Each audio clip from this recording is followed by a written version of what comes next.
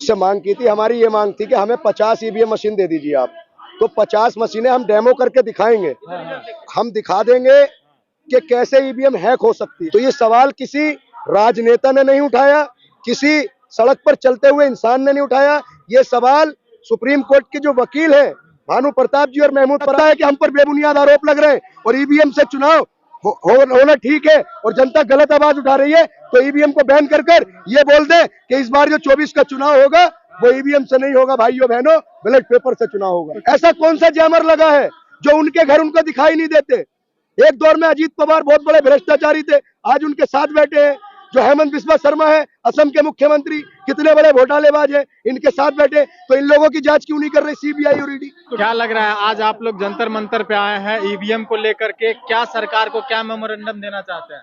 देखिए सर, हमारी जो कल हमने प्रोटेस्ट किया था, जो हमने चुनाव आयोग से मांग की थी, हमारी ये मांग थी कि हमें 50 ईवीएम मशीन दे दीजिए आप, तो 50 मशीनें हम डेमो करके दिखाएंगे, हम दिखा देंगे कि कैसे ईवीएम हैक हो सकती है।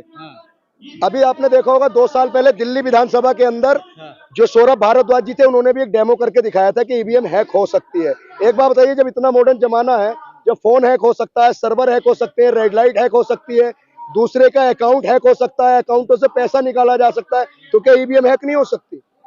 देखिए, अगर ये ईवीएम पर सवाल उठाया है तो ये सवाल किसी राजनेता ने नहीं उठाया, किसी सड़क पर चलते हुए इंसान ने नहीं उठाया। ये सवाल सुप्रीम कोर्ट के जो वकील हैं भानु प्रताप जी और महमूद पराचा जी, उन्होंने उठाया। सरकार तो कह रहे हैं कि ईवीएम ठीक ठाक है, चुनाव निष्पक्ष हो रही है।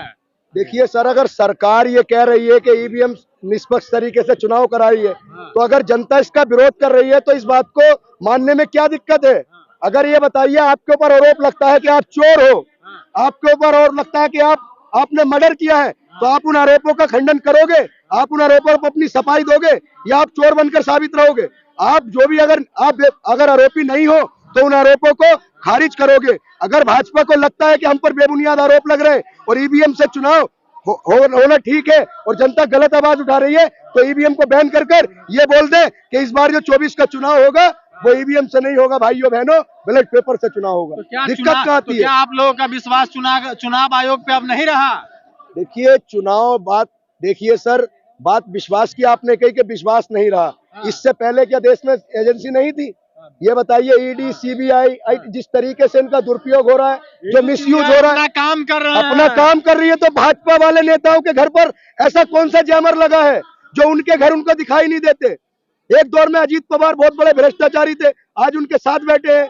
जो हेमंत बिस्वा शर्मा है असम के मुख्यमंत्री, कितने बड़े घोटालेबाज हैं, इनके साथ बैठे। तो इन लोगों की जांच क्यों नहीं कर रही सीबीआई और ईडी? तो क्या ईडी अपना काम ना करे? देखिए सर, बात वो आई थी ना, आपने कहा कि ईवीएम पर भरोसा नहीं रहा। भरोसा तो सर था, लेकिन अब नहीं रहा। जिस तरीके से देश में जो हालात पैदा हो रहे हैं और जो देश का माहौल बनाया जा रहा है, अगर जब तक ईवीएम बैन नहीं होगा, बैलेट पेपर से चुनाव नहीं होगा, तो जो भी आज यहाँ से दिशा निकलेगी, यहाँ पूरे देश के लोग आए हैं, कोने कोने से लोग आए हैं। अगर हमारी मांग को नहीं माना गया तो हम आंदोलन जारी रखेंगे और जो भी दिशा निर्देश होगा उस पर पालन करेंगे। भारत बहुत बड़ा देश है, चुनाव करवाना महीनों लग जाएंगे, क्या ये सही रहेगा? ईवीएम से जल्दी वोटिंग हो जाता है। ये भारत बड़ा देश है, वो आपकी बात सही है, लेकिन सर जो चुनाव होता है वो लोकसभा का हो या विधानसभा का हो, तो उस विधानसभा क्षेत्र में, उस लोकसभा क्षेत्र में इतने अधिकारी कर्मचारी होते हैं कि बढ़िया तरीके से मैनेजमेंट कर सकते हैं। बैलेट पेपर का जो मसला होता है ना, उसमें हमें साफ दिखता है कि हमने किस पर मोहर लगाई और किस पर वोट दिया। ईवीएम में क्या पता चला किसको वोट दिया? नहीं, वीवीपैट है, लेकिन सर एक बात समझिए, आपने देखा मध्य प्रदेश के अंदर जो बसपा के कैंडिडेट थे उनको उनके गांव से ही वोट नहीं मिले। और जो एक बार बताइए, सुबह 8 बजे से जो पोलिंग बूथ, जो ईवीएम मशीन पर सुबह से शाम तक वोट डलते हैं, उसकी बैटरी डिस्चार्ज होगी नहीं होगी? जब ईवीएम खुले तो वो 90% चार्ज थी। तो सर कहीं ना कहीं तो सवाल बनता है।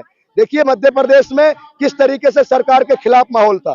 2018 में भी सरकार, जनता ने कांग्रेस को पूर्ण बहुमत से सरकार बनवाई थी, लेकिन इन्होंने जोड़ तोड़ कर सरकार गिरा दी। अब जब पूरे तरीके से विरोध था तो फिर एक तरीके से ईवीएम ने कहीं ना कहीं संदेह की बात। तमाम पार्टियां कहां आगे आती है? राहुल गांधी कहता है कि हमें जनता के द्वारा जो मत दिया गया है, हमें उस पर पूर्ण विश्वास है।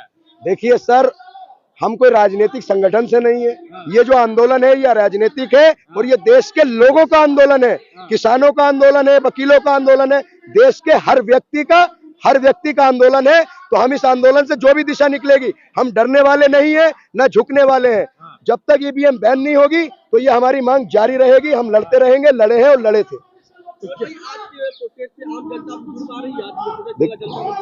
देखिए, लोग आना शुरू हो रहे हैं और जनता जुड़ेगी। देखिए, कल जिस तरीके से पहला दिन था, लोग कम थे। जब लोगों को पता चला कि हमारे एडवोकेट महमूद पराचा जी को और भानु प्रताप जी को अरेस्ट कर लिया गया, डिटेन कर लिया गया है, तो जब एक लोगों को आना शुरू हुआ तो उनको छोड़ दिया गया। आया तो है 200 लोग, 200 लोग से आप ईवीएम का चुनाव लड़ेंगे?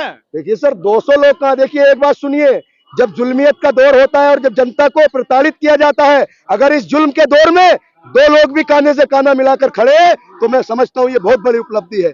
जिस दौर में हक की आवाज उठाने वाले को बागी कहा जाएगा, सच बोलने वाले को आतंकवादी कहा जाएगा, अपनी जायज मांगों के लिए प्रदर्शन करने वालों पर लाठियां लगेंगी, तो इस दौर में अगर 2 लोग भी खड़े हैं तो मैं मानता हूं ये बहुत बड़ी उपलब्धि है। और हम सरकार के सामने झुकने वाले नहीं है, हम लड़ेंगे और जीतेंगे। मान्यवर, एक बात बताइए, क्या ईवीएम को बिना छुए हैक किया जा सकता है? देखिए सर, मैंने क्या कहा, अगर एक सवाल पैदा होता है, एक संदेह पैदा होता है, अगर हमें पता है कि इस जंगल में शेर है और वो हमें खा जाएगा, तो हम जंगल जाने से डरेंगे ना। जब तक हम वन विभाग वालों को सूचित नहीं करेंगे कि भाई साहब यहाँ पे शेर आया हुआ है, जब उसका रेस्क्यू हो जाएगा, हमें पूरे तरीके से पता चलेगा कि शेर नहीं है अब, तो फिर हम तभी तो जाएंगे। अब जब हमें पता है जंगल में शेर है तो खा ही लेगा। तो भाई, सबूत हम वही तो पेश करना चाह रहे हैं, हम उसको दिखाना चाह रहे हैं कि कैसे